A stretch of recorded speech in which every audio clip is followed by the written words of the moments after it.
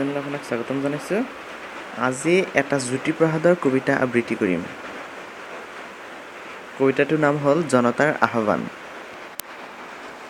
হে মোৰ আলোক পূজাৰীৰ প্ৰাণ, আজি সুন্দৰৰ পূজা থাপনাত যাচিবি কিহেৰে সৰহ প্ৰচাৰ। গাবি কি ৰাগ কি সুৰেৰেনো পুৱা সন্ধিয়াৰ গান। আজি পৃথিৱীৰ আকাশে আকাশে জনতাৰ আহ্বান, আজি জনতাৰ পংকজ ৰূপ জাগে পদুমৰ দৰে।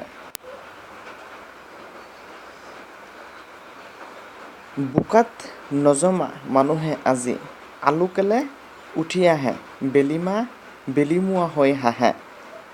মাটি পানীৰ বিদাৰী বক্ষ, জননী গৰ্ভৰ আন্ধাৰ কক্ষ, ওলাল এৰিবলে পোহৰত পাহি মেলিবলে, আকাশত সূৰ্য সিঁচিবলে, বতাহ ৰেণু বিলাবলে।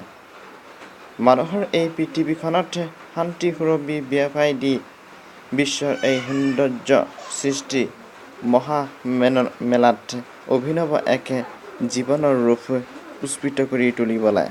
আজি মানৱৰ জীৱনৰ মুখত এই সংহত ভূক্ষণ দুৰ্বিৰ ভূমিকম্প উল্লাসে বিকশিত হৈ আহিছে, সেই জীৱন মহাপ্ৰবাসে প্ৰবাসে জনতাৰ মহাপ্ৰাণ। আজি জনতাৰ আলোক বিজয়ী অপূৰ্ব অভিধান, আজি পৃথিৱীৰ আকাশে আকাশে জনতাৰ আহ্বান।